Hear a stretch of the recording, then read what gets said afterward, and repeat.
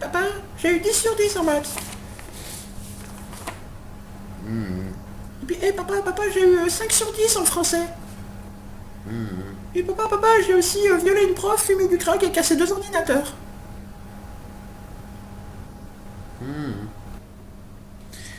Bon, tu goûtes et tu fais tes devoirs? Salut tout le monde. Ah, les gosses, les devoirs à faire, le goûter à prendre, tout ça. Alors les gosses c'est bien, mais voilà, quand ils rentrent de l'école, il y a du boulot. Je ne parle pas par expérience, mais par observation. J'ai vu beaucoup de choses, et c'est vrai que ça doit pas être facile. Par exemple, pour les devoirs. Sachant que 2 trains partent simultanément de Paris. Le premier arrivera à Lyon à 16h32. Le deuxième arrivera à Marseille à 19h56. Sachant que le voyage est prévu en 3 étapes, en 3 arrêts de 10 minutes. Combien de temps mettra le train pour arriver?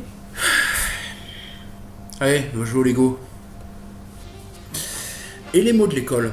Vous en avez déjà reçu des mots de l'école? Des mots que les profs vous envoient parce que quelque chose s'est mal passé? Moi je comprends pas, il y a des mots, je suis pas sûr que ça me gênera quand ça m'arrivera. Alors, sachez que votre fils a été surpris dans les toilettes des filles en train d'observer sous les jupes et de dérober les petites culottes de ses camarades. Gageons qu'il ne continue pas sur cette voie, puisqu'à ce train-là, à son adolescence, il serait capable d'aller beaucoup plus loin et d'avoir des rapports sexuels avant l'âge. Ça, c'est mon fils. Allez, viens, on va acheter une PlayStation.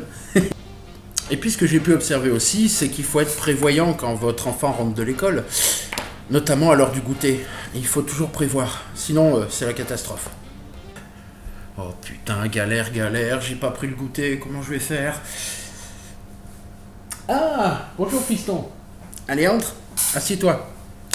Ça s'est bien passé à l'école? Bon. Oui, alors pour le goûter, regarde ce que papa a pris. Des bonnes quenelles pour mon fiston. Oui. Allez, va me chercher une casserole. Ou parfois, c'est la mesquinerie du papa ou de la maman qui prive l'enfant de goûter. Ça aussi, j'ai pu le voir.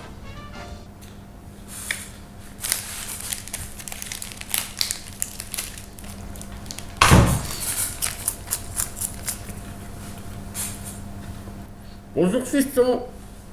Ça va? C'est bien passé à l'école? Bon. J'ai pas de goûter, je suis désolé, j'ai pas pris de goûter. Mais il y a des quenelles. Allez, casserole. Et bien entendu, il y a aussi l'excuse bidon. L'excuse bidon pour pas aller à l'école. Ça, j'ai moi-même pratiqué l'excuse bidon pour pas aller à l'école, je dois l'avouer. Des fois, ça marche. Et ça inspire. Putain, c'est papier, j'y comprends rien. Là, dès le matin, ça me saoule. Papa, je suis malade, je peux aller à l'école. Oh, t'es malade. C'est pas parce qu'un de tes copains t'a prêté un jeu que tu veux y jouer? D'ailleurs, c'est quoi, fais voir?